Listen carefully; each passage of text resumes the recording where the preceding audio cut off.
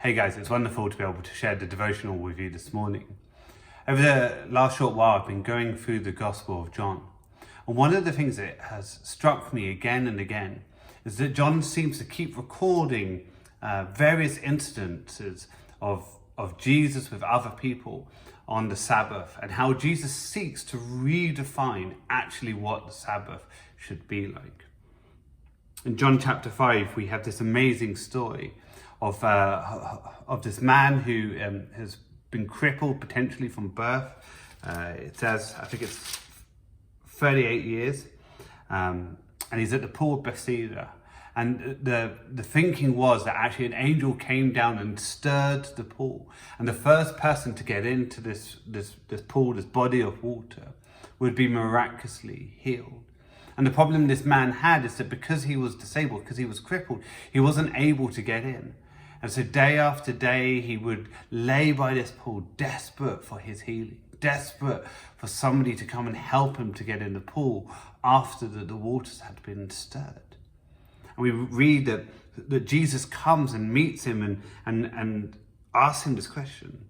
In verse 6, he says, do you want to get well?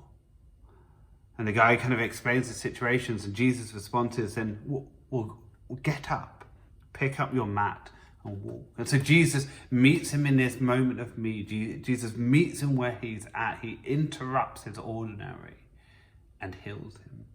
And the rest of the story continues on. And the bit I just want to just focus on today is on verse 16.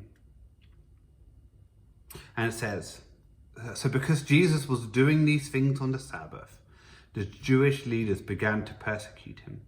In his defense, Jesus said to them, my Father is always at his work to this very day, and I too am working. For this reason, they tried all the more to kill him. Not only was he breaking the Sabbath, but he was even calling God his own Father, making himself equal with God. You see, the problem was that the Pharisees and the other religious leaders at the time had such a specific definition of what the Sabbath was.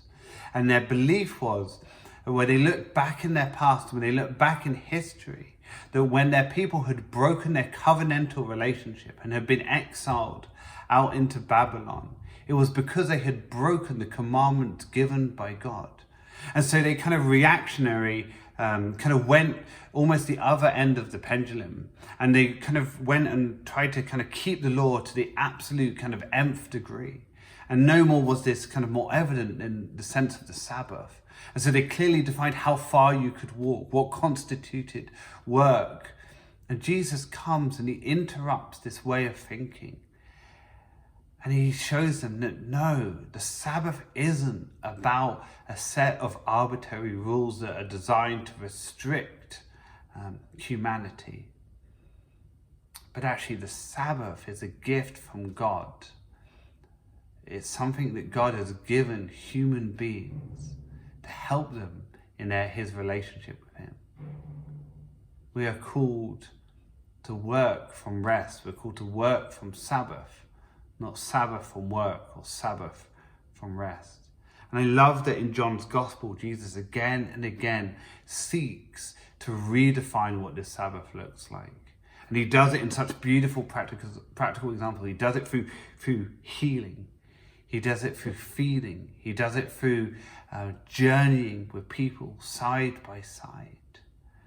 And I really believe in this moment, in this season, that God is wanting to redefine what Sabbath means for us.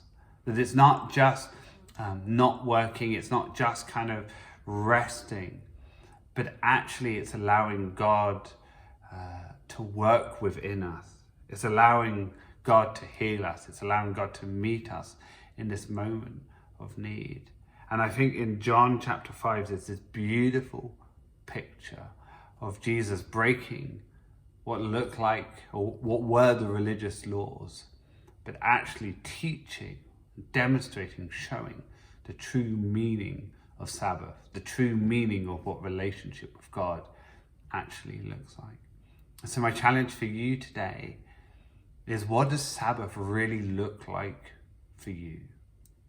What does relationship with Jesus really look like for you?